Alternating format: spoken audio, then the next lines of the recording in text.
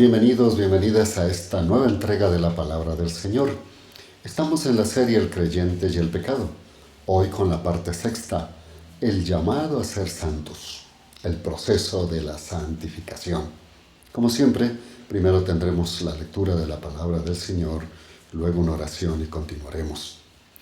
Dice Pablo escribiéndoles a los Corintios en su primera carta: a la iglesia de Dios que está en Corinto, a los santificados en Cristo Jesús y llamados a ser santos, con todos los que en todo lugar invocan el nombre de nuestro Señor Jesucristo, Señor de ellos y nuestro. Primera de Corintios, capítulo 1, el verso 2. Ahora oremos. Amado Dios, como siempre le estamos pidiendo su bendición al entrar en su palabra y entender el ideal suyo, lo que usted anhela de sus hijos, sus hijas, de nosotros como creyentes. Oramos que ahora podamos entender esto y ponernos en esa línea suya, en el nombre de Jesús. Amén y amén. Así es que ya hemos expuesto el pecado y sus consecuencias, las tres conductas del ser humano respecto al pecado, como el ser natural, el ser espiritual y el ser carnal. También que los creyentes, al tener el Espíritu Santo, no están obligados a caer en el mal debido a que han sido liberados de la esclavitud del pecado. Sin embargo, según su decisión voluntaria, pueden ser carnales o espirituales, ya que poseen las dos naturalezas en su vida, la tendencia al mal o carnal y la espiritual brindada por Dios en el momento que creyeron y recibieron a Jesucristo como Señor y Salvador. Que muchos creyentes, al no entender esta parte de la salvación y luego la vida cristiana, se esfuerzan por ser perfectos conforme a planteamientos y requisitos religiosos y moralistas, y como no se puede sostener estos estándares conforme a lo que deben o no hacer, terminan frustrados, derrotados y desmoralizados por no conocer esta verdad. Entonces Satanás se aprovecha para manipular las mentes de los creyentes inmaduros, hacerles dudar de su salvación y en muchos casos empujarlos a que terminen siendo hijos e hijas desobedientes de una manera casi constante. Por ello expusimos la manera de darnos cuenta si somos o no creyentes, y si lo somos, en qué lado estamos, entre los carnales o espirituales. Y que estas definiciones son personales, de fuero interno, y que solo Dios y cada creyente puede definir y juzgar. Que los demás creyentes podemos intuir, percibir, y con obligación y derecho podemos acercarnos en amor a amonestar al creyente que percibimos hasta en la carne, sin juzgar ni condenar, pues eso le compete a Dios. Finalmente dejamos en evidencia que los creyentes somos santos, por posición y por posesión, brindada por Dios gratuitamente cuando pasamos a su reino, y no por nuestro esfuerzo humano de obras. Hoy trataremos uno de los puntos vitales en la vida cristiana, el llamado a ser santos, o el proceso de vivir la vida espiritual acorde a lo que somos en Dios, santificados, por tanto llamados a ser santos. Pablo, al escribirles a los Corintios, les dice: a la iglesia de Dios que está en Corinto, a los santificados en Cristo Jesús y llamados a ser santos, con todos los que en todo lugar invoquen el nombre de nuestro Señor Jesucristo, Señor de ellos y nuestro. Primera de Corintios 1:2. El apóstol Pablo les dice a los corintios que son los santificados en Cristo Jesús y llamados a ser santos. Así que los creyentes de Corinto habían sido santificados, es decir, eran santos, no por sus obras o legalismo, todo lo contrario, más bien por la gracia de Cristo Jesús en sus vidas.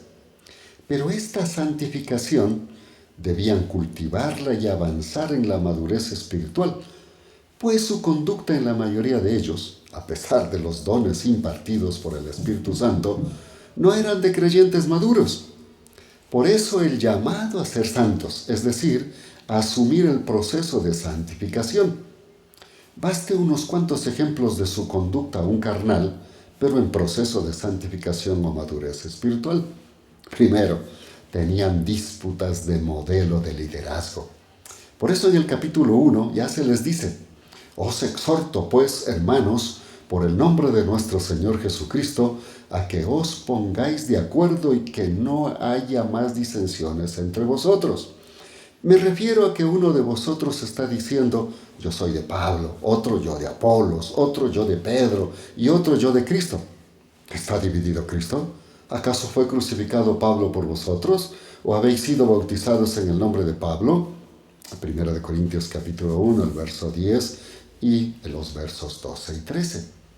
Así es que lo primero que encontramos es que a pesar de ser santificados, aún no maduraban espiritualmente y estaban discutiendo a quién seguían, unos a Apolos, otros a Pablo, etc., cuando a quien debían seguir era a Cristo, su Salvador y Señor, el modelo en quien fijarse y no a los creyentes que les habían llevado el Evangelio.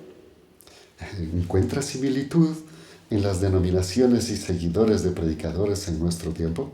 Claro que sí, pues esto se repite constantemente, dado que los nobles creyentes en todas las edades deben aprender a madurar y vivir en santidad.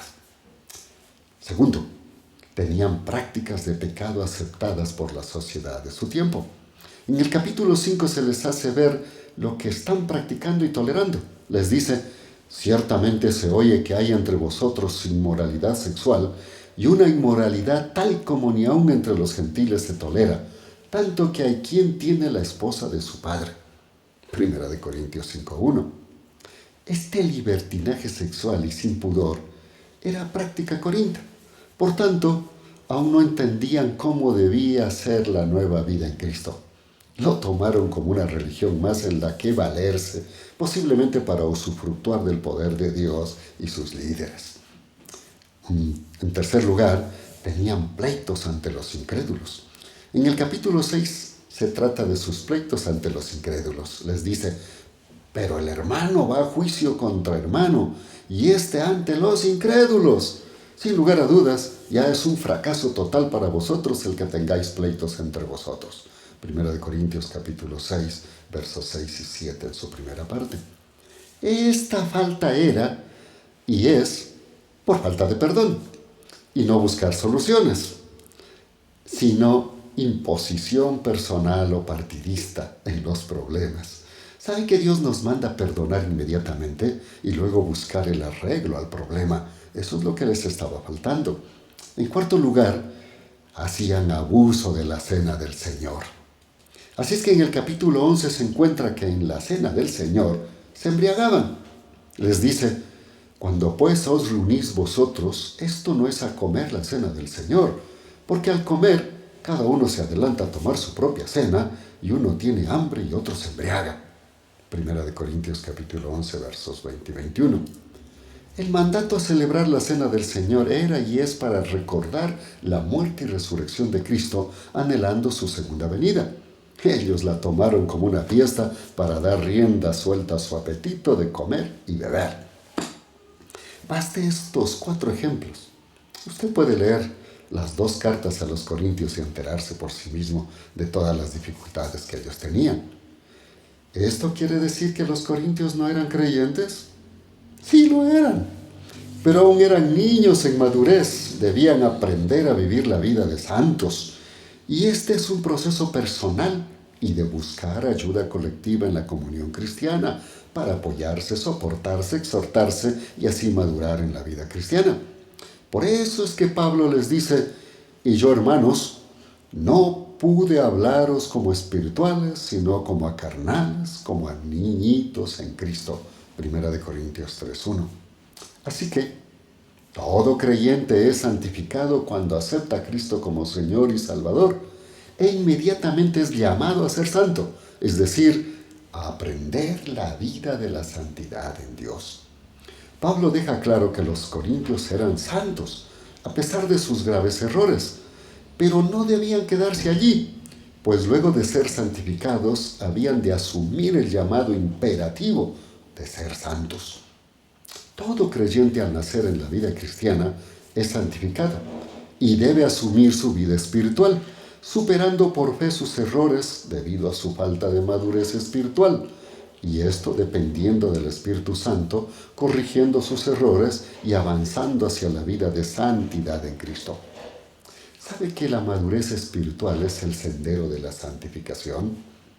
Por eso Pedro, escribiéndoles en su segunda carta a los creyentes, les dice: más bien, creced en la gracia y en el conocimiento de nuestro Señor y Salvador Jesucristo. Segunda de Pedro, capítulo 3, verso 18. Y también les dice Pablo: porque esta es la voluntad de Dios, vuestra santificación. Primera de Tesalonicenses 4:3. La madurez espiritual es un proceso que se inicia con el Espíritu Santo en la vida del creyente y continúa hacia la madurez espiritual.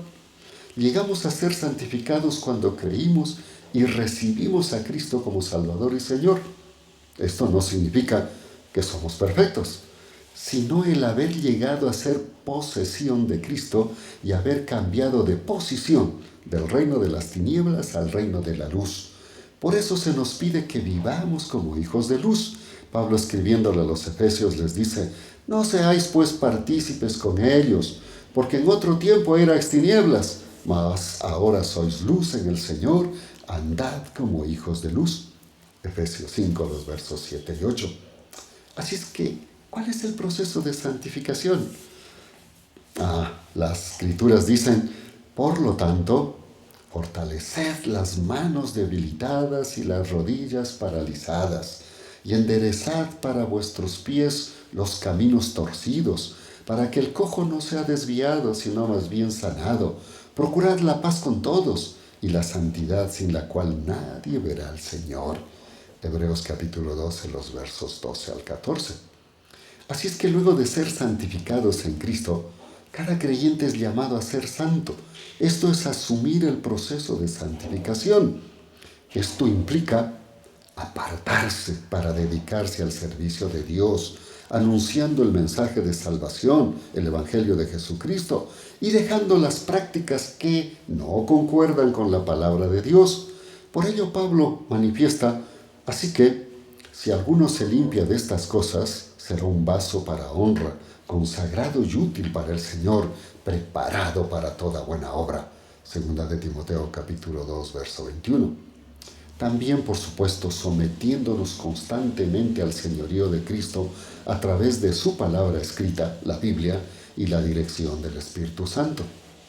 Así que la santidad es un proceso que se lo asume buscando seguir a Jesucristo como modelo, madurando constantemente en la vida espiritual. Por eso, escribiéndoles a los Corintios, les dice: así que, amados, ya que tenemos tales promesas, limpiémonos de toda impureza de cuerpo y de espíritu, perfeccionando la santidad en el temor de Dios. Segunda de Corintios 7:1. Este proceso no es solo el esfuerzo personal, es la obra de Jesucristo en nuestra vida a través del Espíritu Santo, quien es el que trabaja en este aspecto. Pero para que Jesucristo ejerza su poder y gracia, a nosotros nos corresponde tomar la decisión y trabajar en ello, a fin de que el poder de Dios se perfeccione en nuestra vida. No es fácil, pero los resultados son fantásticos. Por eso Pedro nos dice: mas el Dios de toda gracia, que nos llamó a su gloria eterna en Jesucristo, después que hayáis padecido un poco de tiempo, Él mismo os perfeccione, afirme, fortalezca y establezca. Primera de Pedro capítulo 5, verso 10. Por tanto, debemos entender el proceso de santificación como el asumir el llamado a ser santos, separados por Dios y para Dios, para vivir una vida acorde a su palabra y propósitos. Recordemos que, como aún nuestro cuerpo no ha sido redimido, nuestra naturaleza humana nos inclina al mal y podemos pecar. Por ello, nos reconocemos pecadores, y cuando pecamos es cuando el Espíritu Santo actúa y nos impele al arrepentimiento y a corregir. Entonces el poder de Dios actúa para que podamos vencer, avanzando así hacia la madurez espiritual, que es el proceso de ser santos o de santificación. Por tanto, La santificación es un proceso que comienza en el momento en el que pasamos a ser parte del reino de Dios y recibimos por gracia el Espíritu Santo que nos hace hijos e hijas de Dios. Pero también es el inicio de una emocionante aventura en la vida cristiana que continúa perfeccionándonos día a día y de una manera continua. ¿Cómo lo logro? Este es un proceso personal que se debe apoyar colectivamente en la comunión cristiana, o sea, entre creyentes. Tristemente, hay creyentes que no crecen espiritualmente a pesar de ser salvos. Unos porque son desanimados por el enemigo, cuando en vez de mirar a Cristo fijan su mirada en los líderes cristianos, quienes al igual que ellos estamos en el proceso, quizá un poco más arriba en la madurez, pero aún en el proceso. Otros porque no perciben ni reciben un buen discipulamiento conforme a los propósitos de Dios, sino a los propósitos denominacionales, moralistas y de líderes, a veces legalistas, que terminan frustrando a los nuevos nobles creyentes. Algunos dejan de madurar al alejarse de Dios y no madurar por dejar la práctica de la oración, la meditación de la Biblia o dejar de congregarse en la iglesia. El consejo de Pedro es: antes bien, creced en la gracia y el conocimiento de nuestro Señor y Salvador Jesucristo. A Él sea la gloria, ahora y hasta el día de la eternidad. Amén. Segunda de Pedro 3:18. ¿Cómo crecer en madurez? He aquí 3 puntos vitales para crecer. Bueno, son como 5. En madurez espiritual, o sea, en el proceso de la santidad. Vamos con el primero. Manténgase leyendo y meditando constantemente la Biblia, apóyese en algunas versiones y consulte buenos comentarios. Segundo, ore constantemente, agradeciendo a Dios y haciendo conocer sus necesidades y súplicas por otros, muy en especial por salvación de vidas. En tercer lugar, no se afane por las cosas de la vida. Dios proveerá lo necesario. Y si busca estar a su servicio, le proveerá todo lo que requiera para hacerlo. 4. Esfuércese en vivir emotivamente para Dios, obedeciendo las Escrituras y la dirección del Espíritu Santo, sobre todo cumpliendo sus propósitos eternos, predicar el Evangelio y madurando espiritualmente. Y 5. Cuando falle y peque, busque reconciliarse inmediatamente con su Señor, confesando su pecado, restaurando su mente y decida resistir las tentaciones del enemigo con el poder de la palabra, el Espíritu Santo y la comunión cristiana. Concluyamos. La Biblia enseña 2 cosas claras y puntuales. Primero, todo aquel que recibe a Jesucristo como Salvador y Señor pasa a ser su hijo e hija mediante el nuevo nacimiento con el sello del Espíritu Santo, por tanto es santificado y llamado a ser santo. Y segundo, que como todo creyente es llamado a ser santo, debe asumir este proceso, creciendo en madurez espiritual constantemente. Dios espera que entre más tiempo estemos en su camino, maduremos más, logrando sus propósitos. Veamos algunos. Salvar almas mediante la predicación de su evangelio. El abandono de las prácticas de pecado de la antigua vida, con la meta de ser cada vez más como Cristo. Y viviendo en comunión con los santos, soportándonos unos a otros para avanzar en la madurez cristiana. Recuerde, todos estamos en el proceso.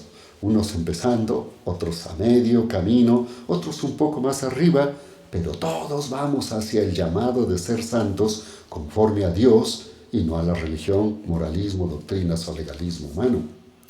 Y si alguno cree que ya ha alcanzado en alguna área su máximo estado de perfección, aún así debe someterlo a Dios. Por eso Pablo, de una manera muy realista, escribió y dijo: no que lo haya alcanzado ya, ni que ya sea perfecto, sino que prosigo por ver si logro asir aquello para lo cual fui también asido por Cristo Jesús.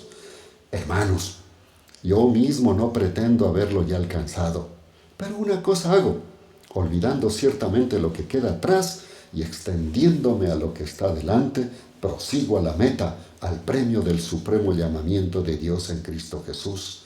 Así que, todos los que somos perfectos, esto mismo sintamos, y si otra cosa sentís, esto también os lo revelará Dios. Filipenses capítulo 3, los versos del 12 al 15. Oiga, nunca se mira con otros.